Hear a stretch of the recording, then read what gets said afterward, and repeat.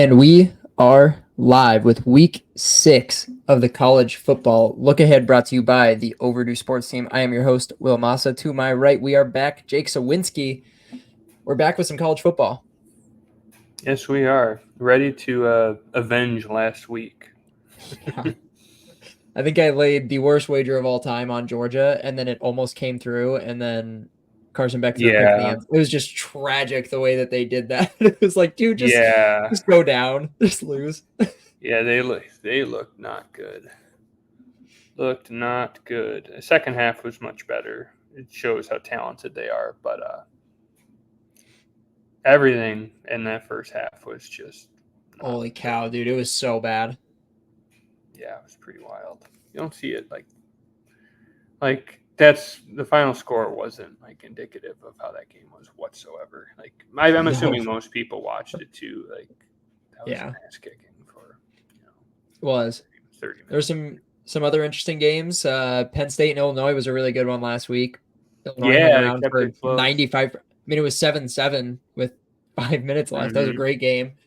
Classic Big Ten game. The Buffs trounced UCF as 14.5-point dogs. Mm-hmm. And then we had some other games that were really interesting. Oklahoma State visited Kansas State. Kansas State ran them out of the field. That wouldn't surprise me, honestly. Yeah, I didn't think it was going to be that bad. State, it was pretty bad. Yeah, it was bad. That one, at least you knew right away. I was like, over. It's like, let it go. And then Boise State just manhandled Washington State in the nightcap from our slate last week. Dude, the kid for Boise State, their running back, Gianti, is just ridiculous. Yeah, isn't he the kid that had like 400 yards like week 1 or week 2? Yeah, insane. Yep. His line this week is, if I'm not mistaken, his over-under rushing yards is 187.5. Oh, my God. Which is just ridiculous. And he's probably going to hit it. Yeah, that's stupid. Just insane. Let's jump right into week 6 action. We're kicking off on a Friday night game, Syracuse and UNLV. UNLV has just been the victim of a lot of players taking the bench. Their quarterback did after going 3-0 or 4-0, however it was. And it's just, I mean, I could talk for hours about that. I don't like it, but that's the state of college football now. I'm going to take Syracuse. It's unfortunate. Yeah. I kind of like UNLV here just because it's like all those players being out and they're still a pretty sizable home favorite. Yeah.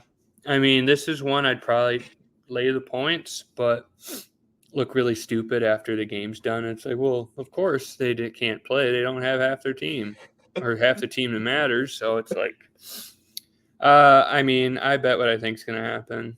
I mean, just looking at this line, it looks to me like UNLV is probably the good play here just because of that big home number, despite the news, I guess is a good way of me saying it. So I'd take UNLV. Yeah, I definitely see that. Next game on the slate, we got SMU at Louisville. Louisville is laying 7. And I'm going to lay the points with the Cardinal here, the -7.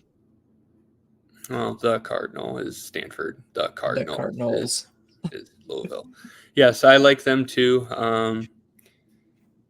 I feel like I didn't watch this game because it's on fucking Peacock, but Louisville hung around with Notre Dame. Like Notre Dame ended up covering. It was one of the 2 bets I hit on Saturday. But I think that game was a little closer than could have been, or you know what I mean? Like Notre Dame kind of goofed a little bit, but they hung around. So SMU looks unstoppable too. I don't know what they did last week, but they beat the crap out of TCU. Was that 2 weeks ago? Yeah. So they smoked them. I think that's a really big number. Kind of the same read as the UNLV game, but just different circumstances. So I like the favorite here too. Yeah. Next one. This is one of, in my opinion, probably the most exciting game on the slate this weekend. Mizzou is headed to College Station to take on the Aggies, where the Aggies are laying 2.5. And Mizzou has not been what I'm assuming all of the college football world has been. Vanderbilt took them to overtime last week. Boston College hung around with them 2 weeks ago. And then they played a bunch of gimmies beforehand. But they're the number 9 team in the country. They're catching points here. They have not looked good yet. Texas A&M obviously has played some good competition. They lost to Notre Dame early in the season. I'm going to take Mizzou with the points here. I think this could be a spot where they finally get up and you kind of finally see why everyone was so high on this team coming into preseason. They certainly have not showed it so far. So I think they're rightfully a dog, and I'm going to take the dog in this one. Yeah, I would have to agree with what you said. I mean, just looking at splits and kind of the last week, I mean, I bet Texas A&M against Arkansas, and they were pretty lackluster the whole game. And then it's like, I remember watching this to a T because it's so classic. You have a wager on the game and they fuck it up. But A&M's like, playing with a small lead ahead of -4.5. They're up like 3 or 4. Slow start, get back into it. They get the turnover they need, and then they get a stupid penalty. Like, takes them out of field goal range, game's over. So it's just classic shit like that. Kind of burned me. So, like, I'm tempted to go back to them. But it's like then you said Mizzou's kind of looked really bad. Not bad, but you know what I mean? Like, not as impressive They look pretty. as 9 should look. Vanderbilt taking them into overtime is at Yeah, Mizzou. I think that's more so Vanderbilt being a little more competent this year. Like, I think you're right. I think it's a little bit of both. Like, I don't think Vanderbilt's as bad as they could be or have been recently, in the past. But the other teams you said, it's like, yeah, they're a top 10 team. They haven't really handled business like a top 10 team up to this point. So maybe it's a good time to buy them. Like, I don't really know. This game's kind of got me in a pickle. But game time decision because I think both sides of the argument have some validity to it. Yeah, absolutely. Staying in the SEC, Ole Miss taking on South Carolina, where Ole Miss is laying 9.5. That line has come down to 9. Ole Miss is coming off the loss to Kentucky, who's been awfully feisty this season. South Carolina punked Kentucky in week 1 or week 2, that was, and had that win taken away from them against LSU thanks to the referees. This is a really weird game because I think everyone is just counting out South Carolina because Ole Miss is ranked and everyone's super high on Jackson Dart. He was talks of the Heisman. They're coming off a loss. It looks like it might be the play. I'm going to take the Gamecocks and the points here. I think they're better than what people are giving them credit for. I know Ole Miss tends to lay an egg here and there. I wouldn't count Kentucky as laying an egg. A team is shown to be very, very solid. This could be a spot where Ole Miss lays the egg. I know they're coming off a loss, so a little bit weird, but I'm going to take the Gamecocks +9. Yeah, I think you hit the nail on the head there. It seems to me like the SEC might kind of be a dog-eat-dog conference that's right now. You know what I mean? Like, the Pac-12 always had to cannibalize itself when it comes to things. I feel like not the best teams, like outside of Georgia and Alabama, but I feel like all the other ones kind of jockeying for that 6 through 10 seed. I feel like it's going to be a scenario where they lose one they probably shouldn't on paper. And just the way the SEC play's been so far, it's been mostly competitive. Even like Arkansas, who people weren't very high on, look really good. I think people were even like Auburn, Florida, teams like them, they might be competitive. It's those teams might not win, but it seems like they're super competitive. I feel like this is a good case for that too. Those not A tier, but like B+, A- tier teams might keep it close. So, I mean, I think there's just too many points. Game time decision, of course. I got to think about it a little more, but I kind of like where your head's at there. Yeah, agreed. Pushing over to the Big 12, the West Virginia Mountaineers are taking on the Oklahoma State Cowboys. The Cowboys are laying 3 points coming off of just a beatdown against Kansas State in the Little Apple. West Virginia is coming off of a bye week and the win against Kansas the week prior. So they've had a week to think about this one. Oklahoma State's coming off a loss. Do you take rest or rust? I am going to take the Cowboys here in a bounce back spot after just getting it taken to them last week. That's what I want to do, but it's West Virginia. I just can't get on the right side of them. That's how I Like feel too. That's why I want to fade them. yeah, whenever I like them, they suck. Whenever I don't like them, they're good. So it's like I can't figure them out. I'm probably not going to force it with this game, but I like your analysis of it too. I mean, Okie looks so bad the week Yeah. before, and I typically lean on the rust side of that equation. Like I think, especially in football, like that week off doesn't always bode well. Like this, if the number wasn't so close, like this would be a pretty good Okie first half spot, I think. Yeah, I would agree with that, honestly. It still might be. I mean, you're probably catching Probably one one and a full. half, two. Yeah. Yeah, but like that might be too easy too. Like this one, I just can't get like a good angle on it. You know what I mean? But Yeah. I like your logic again. So it's just probably I'm just done with that stupid team. Next one up, we got the Rutgers Scarlet Knights taking on the Nebraska Cornhuskers. Rutgers is coming off of 2 straight games covering the spread with wins over Virginia Tech and Washington. Nebraska is coming off that loss against Illinois at home and then a nice little beatdown of Purdue to get back. Nebraska's laying 7. It's down to 6.5 right now. This is a weird one. I tend to not back Rutgers on the road, especially against a more competent team. I did against Virginia Tech, but that's a much less competent team than Nebraska. So I'm going to lay the points with Nebraska here on the 6.5.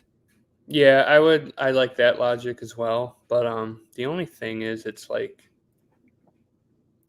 Greg Schiano really coaches that team well. Like he squeezes every drop out of that team. You know, like did they play last week? Washington, they could have lost that game at any point, but they didn't. You know what I mean? And you follow Rutgers. Like I don't think they're all that talented, right? I mean, I know their halfback's pretty damn good. He's the same one from last year, right? Yeah, he's pretty solid. But they're not bad. They're good. I think Nebraska's better. But that's something I think this line is like spot on. Like if it's more than 7, I would take Rutgers. If you can get something under 7, I feel like Nebraska's a good play. This one has like 28-21 in overtime to me. Like that's just like the indication I get when I think of this game. So that's my take. If you can get it under a touchdown, I'd probably go with Nebraska. But if it's 7.5 Friday night, I would probably take the points with Rutgers. Very similar to that Illinois game. We had a very similar read on that. And it was like, if you can get it at 7 or under, it's Nebraska. And it jumped up to 9 with so much steam. And I just took Illinois. Mm-hmm. Like, I played a money line too. It's just big jump. That was the money line piece of it was more a hunch, but I was like 7. Like key numbers are important in football, especially like in the NFL. You see it all the time. Like that Falcons Saints game, the difference between 2 and 2.5 is huge. Like it happens all the time. Not so much in college football; it's a little more predictable, and then with overtime, you just don't get the tight spreads as much. Like a +2, you probably could find just taking the money line because how often do you see like a kicker make a field goal at the end of the game in a college scenario? You really don't. You know what I mean? Half the time they miss the field goal, so. Like that Iowa State game was one of them, but I feel like it either goes to overtime or it's like a blowout one way or the other in these tight lines. But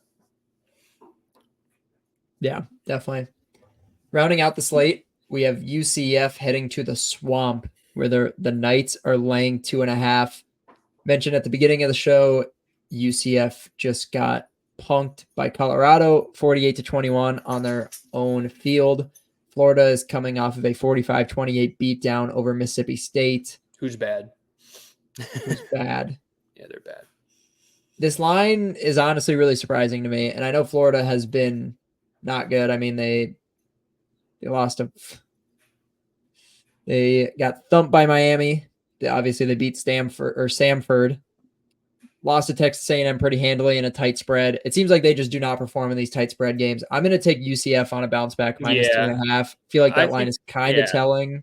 I think so too, especially in the Swamp. I mean, Florida's good or bad or indifferent. It doesn't matter. Like that place is really tough to play in, no matter what way you shake it. So I think UCF being the road favorite is pretty telling there. And it's just like I can't back Florida anymore.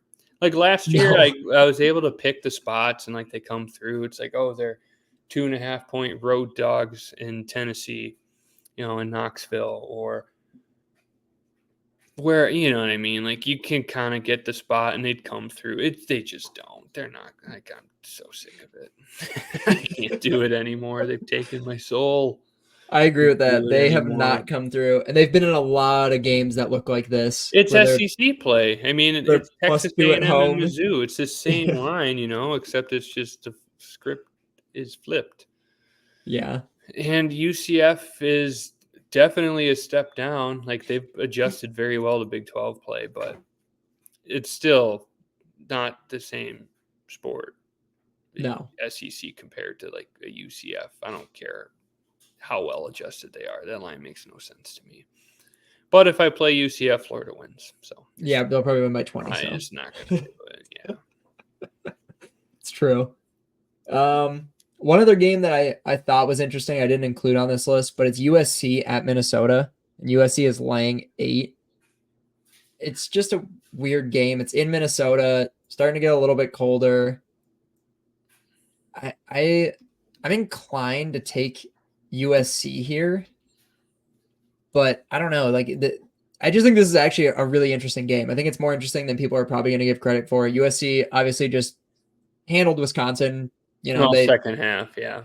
Yeah, in the second half. That Yeah, was first half more was of pretty the tight. ineptitude of Wisconsin's offense. And I mean, USC should not have covered. I mean, if that dummy doesn't make that pass for a pick six, Wisconsin covers that spread. Yeah. If they play any bit of, it's hard. I mean, it's much easier said than done being like, oh, play defense against USC. I mean, Lincoln Riley's one of the best offensive minds in college football. Clearly has been for the last 5 years. But, and Minnesota's coming off of a really tight game against Michigan. They just lost by 3. Crazy game against Michigan. Like they were down real big early, fought their way back into it, almost won. I think they were like an onside kick away from just winning. Yeah. So I'm not really sure. It's kind of like a conflicting narrative thing. So you're picking the right games because these are the ones that you should have to like really think about. But I like the weather play. And I think USC might look really easy. It does definitely look easy. Yeah, Minnesota's always feisty in these games for whatever reason. They're always feisty. Like Yeah. even them not ever being all that good. Like last year they made a bowl game with 5 wins, and they're kind of like the ugly stepchild of the Big Ten. But to me, it's like, in people's minds, it's like Wisconsin's better than Minnesota. USC just covered 17 against Wisconsin. 8 looks like a breeze. Yeah. I think it might be a nice spot to take Minnesota, but I don't know. It's a weird one. They aren't. It's a really weird one. And it's also hard because it's like you're buying Minnesota off of probably their best game of the season. Yeah, that's what I mean. It's like I don't want to do that either.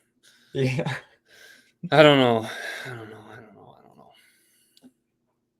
You got any more games on this slate? The slate is also outside of like a solid 8 or 9 games. I feel like the slate is it's weak. It's a lot of big spreads. It's weak conference play. I like Georgia to bounce back in the best way possible. Yeah, I think they're laying 22 if I'm not mistaken. Auburn, I think, right? It's like 24. Oh, it's Bama that's laying 22. Against Auburn? No, against Vanderbilt. Oh, I love Vanderbilt. Georgia is laying 24 against Auburn in Athens. Yeah, I like that. I like that a lot. That might be a good bounce back. TVM max range play.